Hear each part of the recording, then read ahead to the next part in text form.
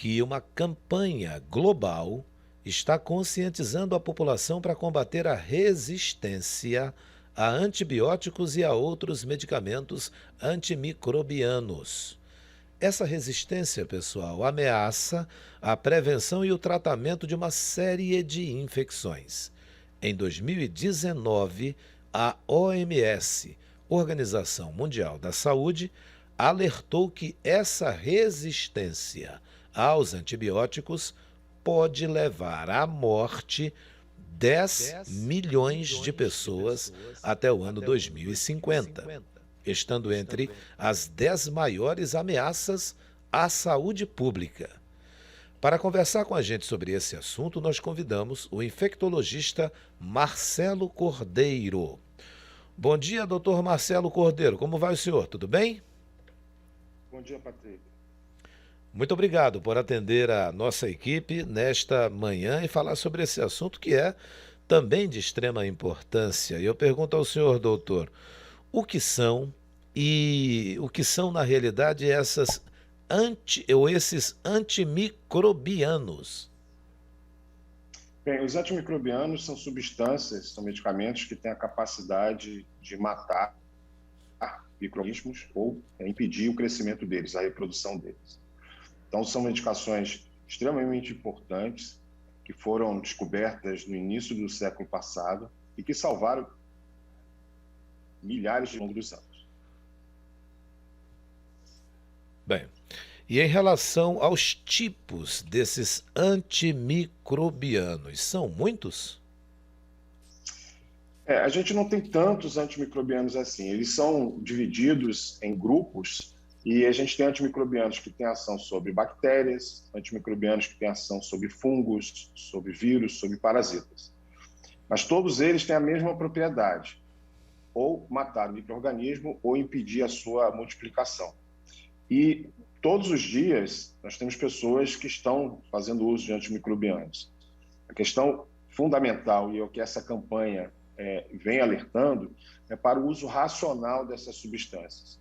Porque se nós não passarmos a controlar o uso e utilizar de maneira adequada, como a OMS está alertando, nós teremos muitas mortes em decorrência da resistência a essas medicações. E doutor, muita gente está usando esses medicamentos antibióticos de qualquer jeito, até sem a prescrição médica?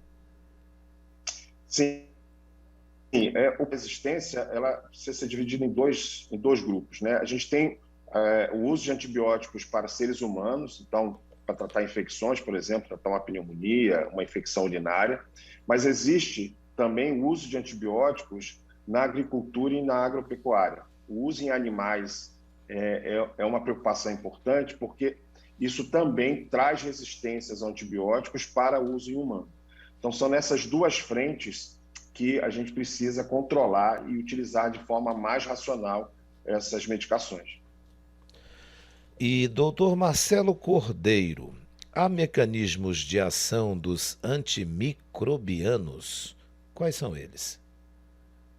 Bem, cada uma dessas substâncias, desses medicamentos, tem uma maneira de agir no micro-organismo. Então, ele pode impedir que a bactéria se reproduza se ligando ao DNA da bactéria. Ela pode, por exemplo, destruir a parede da bactéria, fazendo com que ela se desintegre. Então, são vários mecanismos diferentes, tipo de infecção, para cada tipo de micro-organismo, a gente tem um antibiótico mais adequado para ser utilizado.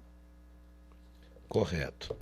Agora, o que a gente pode, eu gostaria até que o senhor explicasse para a gente, como é que a gente pode entender, ou o que a gente pode entender por resistência microbiana? Microbiana. Bem, resistência microbiana é a capacidade dos micro-organismos de não sofrerem a ação dessas substâncias. Então, vamos utilizar o exemplo de uma infecção na urina, uma infecção urinária que é muito comum, né? Quando a bactéria é sensível, a gente passa o antibiótico para o paciente e essa pessoa, em pouco tempo, 24, 48 horas, ela passa a não apresentar mais sintomas. Então, por exemplo, ela tinha ardência para urinar e passa a não ter mais. Isso é sinal que o antibiótico está agindo frente à bactéria causadora da infecção. Quando a bactéria é resistente, a gente passa o antibiótico, essa pessoa não melhora. Além de não melhorar, essa pessoa pode agravar a infecção. Essa infecção pode se tornar mais grave. E aí a gente precisa trocar de antibiótico. Isso, além de prejudicar a recuperação da pessoa, obviamente, aumenta os custos do tratamento. Da importância da gente preservar e utilizar de forma adequada os medicamentos que nós temos disponíveis. Compreendo. E como é que ocorre esse processo, hein, doutor, de resistência bacteriana? Bem, a maior parte da resistência bacteriana ela se desenvolve por um processo que a gente chama de seleção de resistência. Quando você passa um antibiótico para uma pessoa, esse antibiótico vai matar aquelas bactérias que são sensíveis. Quando você, por um processo de reprodução de bactérias, e você passa a selecionar essas bactérias de forma mais seletiva, ou seja, você seleciona as mais resistentes, o que acontece? Essa pessoa passa a ter bactérias no seu organismo que não respondem aos antibióticos. É como se houvesse, por exemplo, uma mudança na conformação da bactéria e o antibiótico não consegue mais agir sobre ela. Ou, por exemplo, ela tem um gene que produz uma enzima que destrói o antibiótico. Então, são vários os mecanismos que as bactérias têm e algumas delas são resistentes a antibióticos, porque existem vários mecanismos de resistência. Então, novamente, a gente precisa controlar essa resistência de forma com uso racional do antibiótico. E quando você recebe uma receita de antibiótico, você deve utilizar o tratamento até o final. Você não pode interromper o tratamento de forma alguma. Compreendo. Aqueles que interrompem o tratamento correm o risco de não ter a solução completa ocorrendo, né? Exatamente isso. Da mesma forma, a gente não pode confundir, por exemplo, antibiótico com anti-inflamatório. Então, às vezes, a pessoa está com dor numa articulação, a dor no joelho, por exemplo, e tem lá uma medicação em casa e ela acha que aquilo ali vai fazer com que o joelho desinflame e, na verdade, o antibiótico não tem essa ação. O antibiótico não é anti-inflamatório. O antibiótico ele tem ação sobre micro-organismos, não frente à inflamação. Agora, doutor, essa automedicação continua sendo um problema sério, não é, para o paciente, com certeza. Aquele que vai na conversa da outra pessoa, do amigo, vai ali no doutor Google também e se automedica é um problema.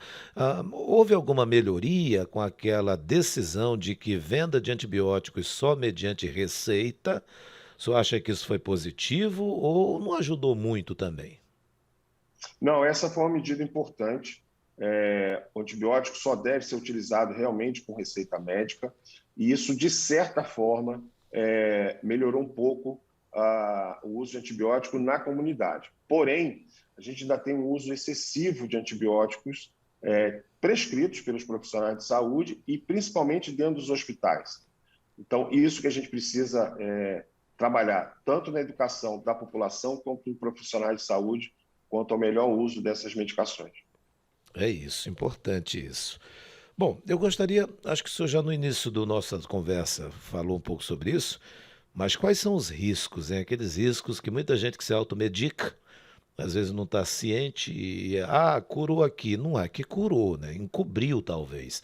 Então, eu queria que o senhor falasse para a gente quais são os riscos para a pessoa que faz a automedicação. Bem, a primeira delas é se você está com algum problema de saúde e você fizer o uso incorreto, você pode não melhorar daquela situação e até agravar. Então, esse é o primeiro risco. O outro risco é você tomar desnecessariamente um antibiótico, ficar bom, independentemente do uso do antibiótico, e daqui a algumas semanas, 2 meses, 3 meses, você vir a ter uma infecção e essa infecção ser resistente ao antibiótico. Isso porque você utilizou lá atrás de forma desnecessária. Então, tanto para o presente quanto para um futuro próximo, o uso de antibiótico ele é um problema quando utilizado de forma inadequada, que pode trazer sérias consequências. Além disso, você ainda pode transmitir essa bactéria resistente para outras pessoas. Então, o uso racional ele tem importância tanto individual, para a pessoa ter uma boa resposta ao tratamento, como também para uma questão coletiva, porque quanto mais resistência nós tivermos, maiores consequências nós teremos em relação ao tratamento das pessoas. É isso. E a Semana Mundial de Conscientização? O senhor acredita que pode ser aí algo que fique bem marcado na vida das pessoas, como já está marcado o Outubro Rosa, o Novembro Azul também? Ou falta muito ainda para chegar nesse ponto? Eu acho que um passo importante é isso que vocês estão fazendo, ou seja, divulgar isso, mas ainda está aquém daquilo que a gente espera que possa ter algum impacto, um impacto maior em relação ao uso correto dessas medicações. É preciso intensificar esse assunto para a comunidade e é também importante disseminar informação a todos os profissionais de saúde. A gente tem uma preocupação enorme, por exemplo, com a pandemia, com o uso excessivo de algumas medicações, por exemplo, a azitromicina. Nós não sabemos que consequências isso vai ter no futuro próximo pelo uso indiscriminado dessa medicação. Pode causar até mortalidade, doutor? Sim, na medida que você desenvolve uma infecção por uma bactéria resistente, e se isso não for reconhecido prontamente, a pessoa pode evoluir de forma bastante grave e não responder ao tratamento. Infectologista, doutor Marcelo Cordeiro, muito obrigado pela participação do senhor ao vivo, aqui no nosso grupo diário de comunicação na TV Record News Manaus. Muito obrigado pela participação e até uma próxima entrevista com o senhor. Eu que agradeço. Tenham todos um ótimo dia. Ó, pessoal,